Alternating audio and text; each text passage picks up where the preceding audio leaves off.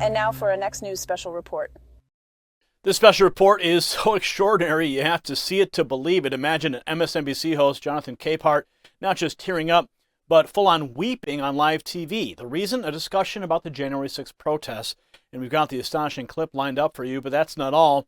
In a twist you might find hard to grasp, the U.S. Attorney's Office is now hinting at targeting not just the protesters, but ordinary Americans who are merely standing outside the Capitol. Sounds unbelievable, right? Well, we have that footage too, ready to roll. This isn't just a news, it's a roller coaster of emotions and legal implications that you don't want to miss. Stay tuned for a night of revelations and unexpected turns in our special report. Before we dive into our special report, I do want to share something crucial. Just like the top-notch news we bring you daily, maintaining a youthful appearance requires reliable support. That's where our sponsor steps in. Forget the elusive miracle pill for anti-aging. What we've discovered is a special type of collagen far more effective than typical store-bought products. It's the secret to maintaining skin elasticity and reducing visible signs of aging.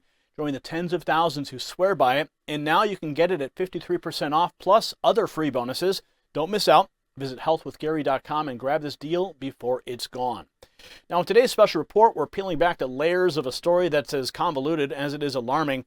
It's a tale of two Americas divided not just by ideologies, but by the very perception of reality. First, let's address the elephant in the room.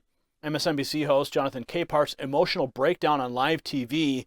Capehart, while interviewing ex-Capitol Police Officer Michael Fanone, couldn't hold back his tears. This display of emotion might seem touching to some, but let's look at the bigger picture. Here's a mainstream media figure openly weeping over an event that's been a flashpoint for political division in our republic. Watch. Is Michael Fanone, former D.C. Metropolitan Police Officer, Courage for America Council member, and author of Hold the Line, The Insurrection and One Cop's Battle for America's Soul. Officer Fanone, I'm going to try to get through this. Thank you for what you did 3 years ago today. Please tell me your thoughts on this third anniversary.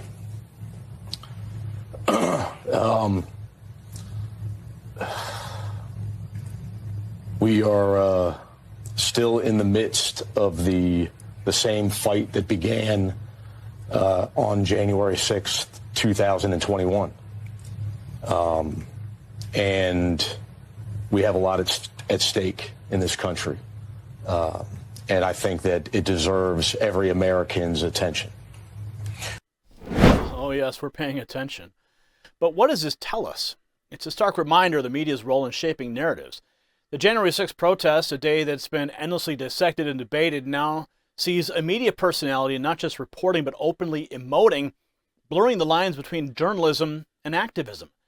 And now let's shift gears to something even more troubling. The U.S. Attorney for the District of Columbia, Matthew Graves, has suggested a new target in the January 6th aftermath: the Americans who were merely present outside the Capitol building.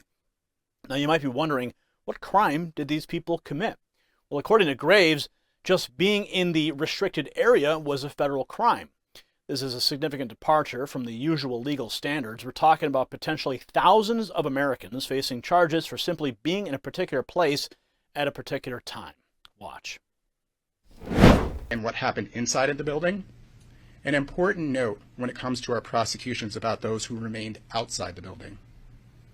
We have used our prosecutorial discretion to primarily focus on those who entered the building or those who engaged in violent or corrupt conduct on Capitol grounds.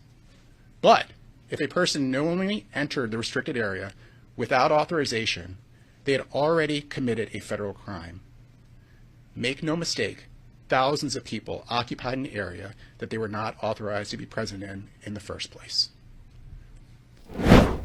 What's startling here is the contrast in how protests are treated in this country. Remember the George Floyd riots in 2020?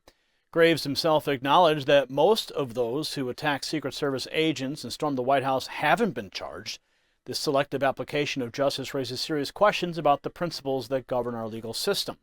And speaking of contrast, let's not forget the $24,000 check received by a far-left rioter for his involvement in the George Floyd rebellion.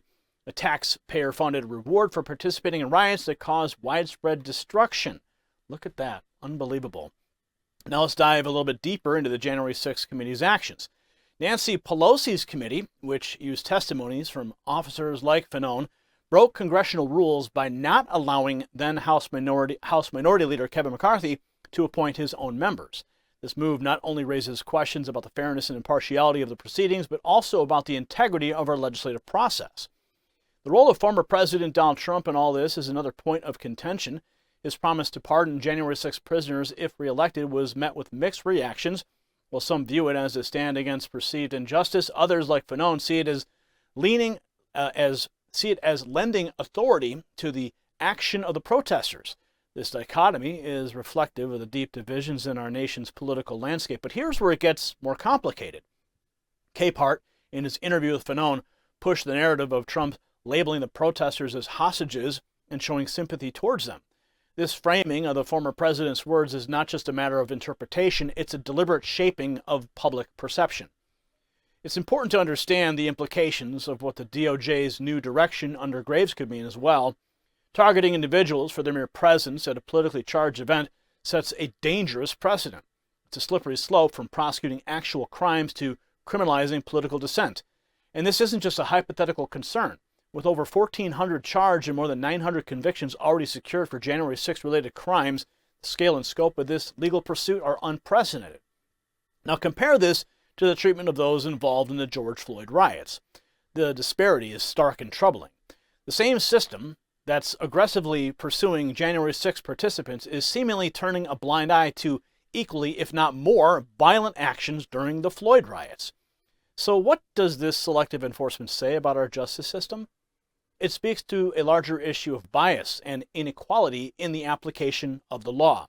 When certain groups are held to different standards, it erodes public trust in the institutions meant to uphold justice and fairness. But there's an even bigger picture here. The events of January 6th and their aftermath are not just about that day. They're about how we as a nation deal with dissent, with protests, and differing political views. They're about the kind of republic we want to be, one that respects the rule of law and the right to political expression, or one that bends these principles to fit the narrative of the moment. As we navigate these tumultuous times, it's crucial to remember the foundational values of our nation: the right to peaceably assemble, the freedom of speech, and the importance of fair and impartial justice system. They're cornerstones of our republic. When these are compromised, we all lose. It's also essential to hold our media and political leaders accountable. Their words and actions have the power to influence public opinion and policy. When they blur the lines between reporting and advocacy, they manipulate narratives to serve their agendas. They do a disservice to the public that they're meant to serve. Now, the January 6th protests and their fallout are a mirror reflecting the current state of our nation. They show us where we stand in terms of justice, media integrity, and political division. As we continue to grapple with these issues, let's not lose sight of the principles that define us as a republic. And remember, if you got value from this report, tap subscribe. My final thought is next. In wrapping up tonight's report, let's take a moment to reflect on the spectacle that we've witnessed. First, there's Jonathan Capehart of MSNBC shedding tears like a soap opera star over the January 6th protests. It's hard not to see the irony here. A media personality so overcome with emotion, he forgets the first rule of journalism: objectivity. Then there's his guest, ex-Capitol Police Officer Michael Fanone, whose sudden elevation to hero status by the same folks who vilified law enforcement not so long ago is nothing short of theatrical. And let's not overlook the grand performance by the DOJ, targeting Americans for simply standing outside the Capitol. That's not law enforcement. That's a political witch hunt masquerading as justice.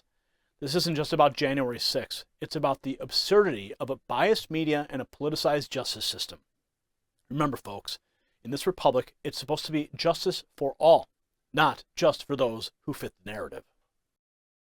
Congratulations, you made it to the end of the video. Now keep up your quest for truth with this next news report. And if you found our channel enlightening, join the millions who agree with you. Tap subscribe. Thank you for watching the Next News Network.